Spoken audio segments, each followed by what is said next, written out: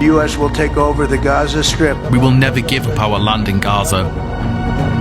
It's unlawful what he proposes. I mean, people talk of ethnic cleansing. No, it's worse. It's worse. It's forced displacement. नाज़रीन, Gaza को America कब्जा करना चाहता है। President Donald Trump ने 4 फरवरी 2025 को Israeli prime minister Netanyahu के साथ ज्वाइंट कॉन्फ्रेंस में यह कहा कि अमेरिका गाजा को टेक ओवर करेगा। The U.S. will take over the Gaza Strip, and we will do a job with it too.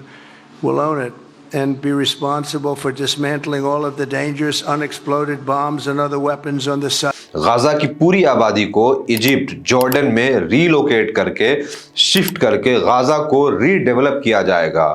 Trump के इस प्लान पर अरब, पैलेस्टाइनियन, बर्लिन, पेरिस, यूरोपियन सब ने क्रिटिसाइज किया है। Frankly speaking, this is beyond comprehension, and I'm sure you have noticed that the Arab countries have rejected this proposal. And as far as China is concerned, we are opposed to any attempt to change the demography of the occupied territories. We will never give up our land in Gaza, nor will we abandon our land in the West Bank. Dying here is better. It is better than going anywhere else. Because you have nothing after losing your land. इस plan को बहुत से लोग force displacement यानी जबरदस्ती फलस्तीनियों को उनके घर से, उनके जमीन से हटाने का अंदेशा बता रहे हैं, जो यकीनन ह्यूमन राइट, मानवता का इस 21st सेंचुरी में एक बहुत ही घिनौना क्रिमिनल एक्ट है। अरब नेशंस जैसे सऊदी अरेबिया, इजिप्ट, जॉर्डन ने इस प्लान को ऑफिशियली रिजेक्ट किया है। क्रिटिक्स का कहना है कि जबरदस्ती फलस्तीनियों को उनके जमीन से निकालने से डेडली ह्यूमैनिटेरियन और पॉलिटिकल चैलेंजेस के साथ साथ मिडिल ईस्ट में टेंशन बढ़ेगी।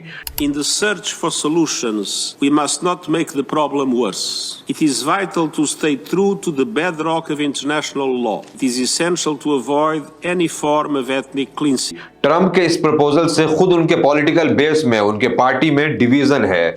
उन्हें यह पसंद नहीं है कि अमेरिका किसी भी फॉरेन लैंड को डायरेक्टली कंट्रोल करे। We're trying to get the details of it. It was a surprising development. Senator Josh Hawley says, quote, "I don't know that I think it's the best use of U.S. resources to spend a bunch of money in Gaza." We also heard from Senator Lindsey Graham. I think most South Carolinians would probably not be excited about sending Americans to take over Gaza. I think that might be problematic. Tom Tillis likely with the quote of the night, which was, "There are probably a couple kinks in that slinky." ये ज्यादातर वो लोग हैं जो Trump के ही जैसे America first की policy में बिलीव करते हैं। We are finally putting America first. अगर आपको ट्रंप के लास्ट इलेक्शंस याद हो, जहां उसका सबसे बड़ा मुद्दा यह था कि what we are doing in the middle east. The war in Iraq has been a disaster. He started the war in Iraq. Am I supposed to be a big fan? We would have been so much better off if Bush and the rest of them went to the beach and didn't do anything. उसने लगभग अपने हर programme में Obama और Biden administration को middle eastern Wars में America के involvement को बहुत ज्यादा क्रिटिसाइज किया था।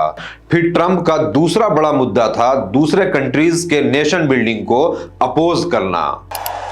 Our policy of never-ending war, regime change and nation building is being replaced by the clear-eyed pursuit of American interests. We do not seek war. We do not seek nation building. We're getting out of the nation building business. No more nation building. It's never going to work.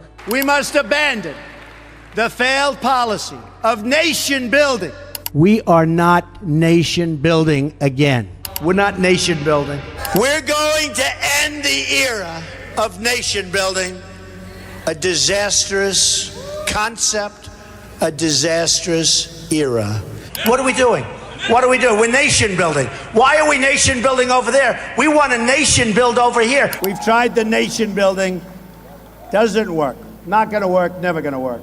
Trump ने एकदम से U turn क्यों लिया, अपने ही principal से क्यों compromise किया, इस रीजन को हम आगे डिस्कस करेंगे। Israeli prime minister Benjamin Netanyahu international criminal court से क्रिमिनल डिक्लेयर हुआ है। इस वक्त वो वांटेड है, यहां तक कि आईसीसी मेंबर स्टेट्स में उसके खिलाफ अरेस्ट वारंट ऑर्डर है। फिर भी ट्रंप ने उसके साथ ज्वाइंट कॉन्फ्रेंस किया और उस क्रिमिनल के डिस्ट्रक्शन की वजह से गाजा के लिए एक रीडेवलपमेंट प्लान प्रपोज तो किया, मगर at the same time international law, morality सबकी धज्जियां उड़ा दी।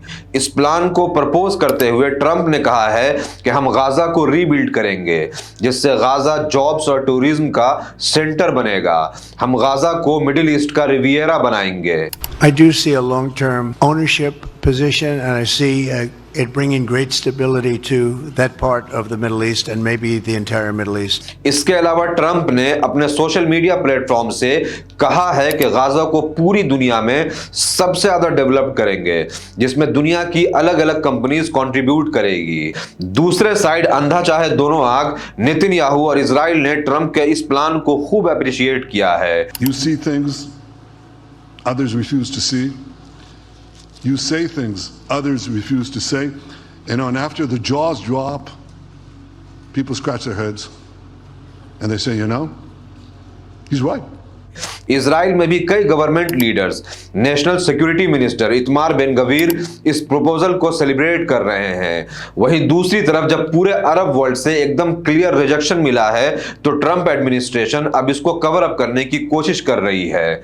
Secretary of state Marco Rubio ने इंसिस्ट करते हुए कहा कि ट्रंप ने सिर्फ गाजा के लोगों को टेम्पररीली डिस्प्लेस करने की बात कही है। Yeah, I think there's problematic. I think American troops being involved in that area seldom works that well.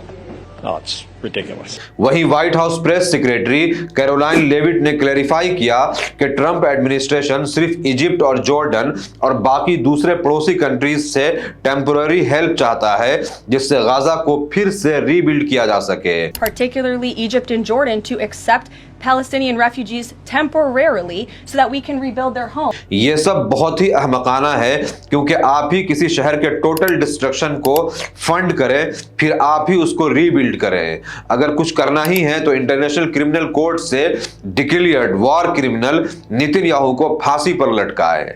यहां यह सवाल है कि क्या ट्रंप ने बिना सोचे समझे ये प्लान प्रपोज किया?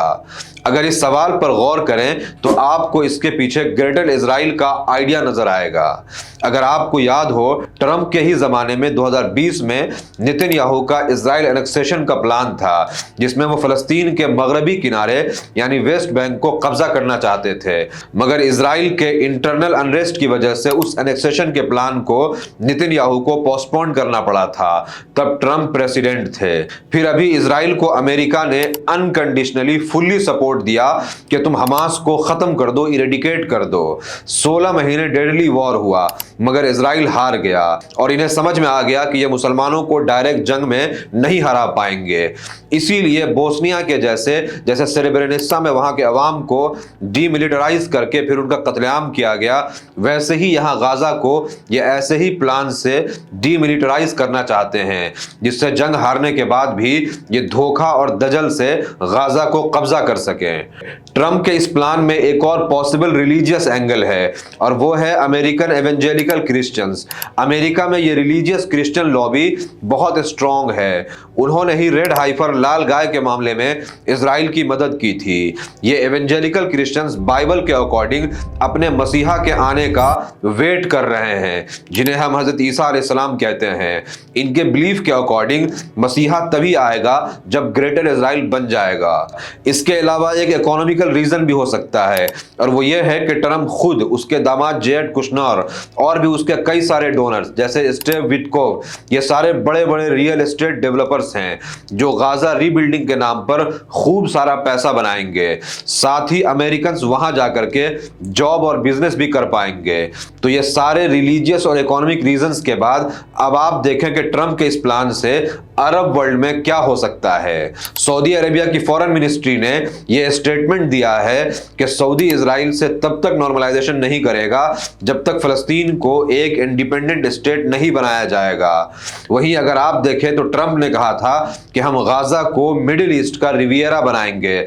मतलब गाजा अगर कोई सिंगापुर जैसा टूरिस्टिक प्लेस बनता है तो इससे सऊदी अरेबिया के न्यूम सिटी के फ्यूचर को बहुत बड़ा झटका लगेगा। साथ ही यूएई के दुबई को भी बहुत ज़्यादा नुकसान हो सकता है, ख़ास तौर से तब जब हम ये जानते हैं कि दुबई बनाने में कैसे कराची और बैरूत की चमक फीकी पड़ गई थी। इसके अलावा जॉर्डन में 25 लाख फ़लस्तीनी रिफ्यूज हैं, साथ ही इजिप्ट है, और ये दोनों देश इस वक्त कतन इस सिचुएशन में नहीं है कि वो बाहर से 30 लाख लोगों को ला करके अपने देश में बसा सके। इसीलिए most probably Saudi Arabia, UAE, Egypt, Jordan Trump के इस प्लान के खिलाफ न सिर्फ खड़े होंगे बल्कि हमास जैसे किसी रेजिस्टेंस ग्रुप को फंड भी कर सकते हैं। वेस्ट ने पहले फलस्तीनियों की जमीन इजराइल को दे दी, बची हुई जमीन के 3 हिस्से कर दिए, यरूशलेम, वेस्ट बैंक और गाजा, सिर्फ इसीलिए कि फलस्तीनी यूनाइट न हो सके। फिर गाजा को ऑक्यूपाई करने की बेइंतहा खूनी कोशिशें की, कामयाब न हो सके, और अब फिर से ट्रंप ने अपने गाजा प्लान के थ्रू नया फितना शुरू किया है। इन सब सिचुएशन में अरब वर्ल्ड के लिए एकदम साफ मैसेज है, और वो ये है कि आज न कल उनका भी नंबर आना है। उम्मीद करता हूं ये वीडियो आपको इंफॉर्मेटिव लगी होगी। इसको ज्यादा से ज्यादा शेयर करें, कमेंट में जरूर बताएं कि वीडियो आपको कैसा लगा। Thank you.